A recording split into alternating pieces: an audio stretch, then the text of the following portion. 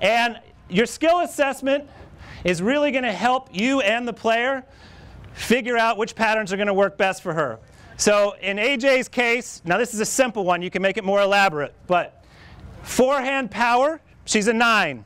AJ can hit a flat forehand very well and direct it, and she has really good ability to hit the ball with penetration pretty low, not your normal kind of player. Most people that even hit flat or hit a little bit higher, but she hits a little bit low, okay? So take that into account. Forehand wrist control, something I always look at. Does she have the ability to manipulate her wrist? Guys a lot of times have more capacity to whip the wrist, whip the angles, whip the heavy ball. And with the girls' side, we're looking more flat, and sometimes they don't have that capacity. So forehand wrist, I'm going to give her a 6. Okay, and you'll see why I'm going to get that to an 8. Forehand slice, 0 feel. Can't hit a forehand slice. She goes to hit it, ball goes straight up in the air, giving her a 0. We're not even going to work on that. Forehand height, that's related quickly to wrist. It's correlated with wrist. If she can lift the ball with the wrist, she can hit that high, heavy ball. She's okay. She's at a 5. We really need her to be able to get some height, okay? Forehand angle, deuce side, she's a 7, hitting across. Ad side, she's a 6, inside out angle. We'll get back to that in a sec. Forehand on the run is an 8, so think Sampras here. That's pretty good. That's pretty good. Forehand on the run is something to keep, be aware of. Getting to backhand power, 5. Backhand wrist, 3. Backhand slice, 0. No hands. Backhand height, 2. No ability to lift.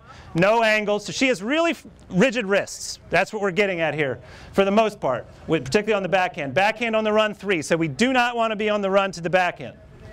Okay? Volleys. Okay? She has, we call this first position volley position. We call this second position volley position. These are more swing volleys. First volley position, we will give her a 6 on the forehand and a 3 on the backhand. So we'd like her to be hitting forehand swing volleys in her pattern work. Okay? No hands, drop shot, 0. Okay?